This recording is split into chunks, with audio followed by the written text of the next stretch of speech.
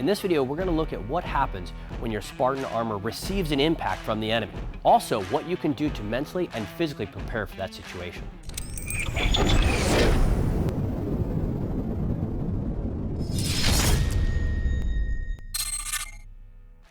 When you think about shooting that large game animal, the bullet often passes through, which means only so much energy gets transitioned into that animal.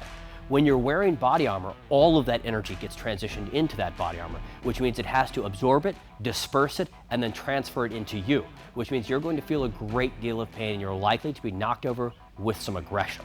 Now, as we look at the different types of body armor, it's not just the rating of what it can stop, but how much pain you'll feel in that situation. So if we look at 3 Alpha, 3 Alpha is only designed to take pistol caliber, including Magnum. However, it's going to disperse that, wad that up a little bit onto your body, and transition that energy in a very painful fashion. When you receive that round, it's going to hurt. It's probably going to send you to the hospital. Consider the energy transition from that bullet to that body armor wadding up and transitioning into your body. This has the potential to damage organs, break ribs, knock the wind out of you, and definitely put you on your back.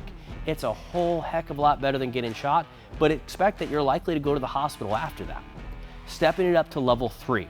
Now, if you look at some of the super light stuff that Rob likes, you'll know that it's great to carry it all day. It's super lightweight, but when it receives a round, it does have distortion on the inside of that plate, which means that energy is transitioning into your body. And again, this could be quite painful. Lastly, circling back to that steel plate, you'll see when you shoot a steel plate, there is very little dimple on the opposite side. And this is where that whole plate is taking the energy of that round and you're feeling very little of that energy. So let's talk about energy transition. As that bullet leaves the barrel, sails through the air and contacts that body armor, it's likely to give you a lot of that energy. Just because you're wearing body armor doesn't mean you're immune to bullets. It means that some of that energy is going to transition through the body armor, spread it out across the armor, and then still into your body. Having said that, let's think about what we can do to prepare for that situation. So after receiving that round, we need to apply the headspace and the training to survive that situation. Because I've been hit, the fight may not be over.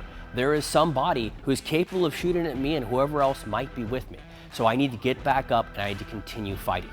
That might mean I train shooting from the supine. Supine position means you've been knocked over from the chest and your feet are pointing towards the enemy.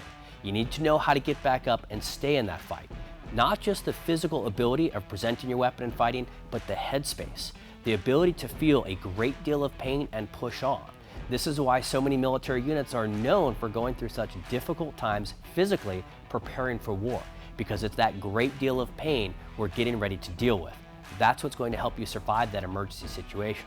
And having seen guys get shot in their sappy plates, often they go down thinking the bullet has penetrated them and they're on their way out, because it can cause a great deal of pain. What you do before that is going to help you in that situation. So many topics to be thinking about when you're talking about shooting from supine. Not just training in the body armor, but being in a range that allows you to lay on your back, point your toes outbound so it's safe, and sit up and start fighting again. You might identify that too many magazines or too bulky of your gear is going to prevent you from making accurate shots. You might find that your variable low-powered optic is creating a parallax or an eye relief that makes it difficult for you to hit your target in this position. And lastly, you might quickly identify that your red dot optic might have polarization. And if your eye pro has polarization as well, and your rifle is laying flat on your body and your eyes are still horizontal, you'll find that they'll cancel out and you won't be able to see through your red dot optic. So not just selecting the right gear, but testing that gear in that real live environment so that not only can you withstand that bullet with the proper equipment, but you can continue to fight.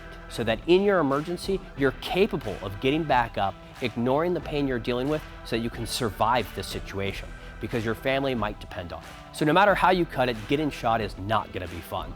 However, now that you have the knowledge that you can apply to your purchase and some drills you can take to the range, hopefully you can create the best outcome after being shot.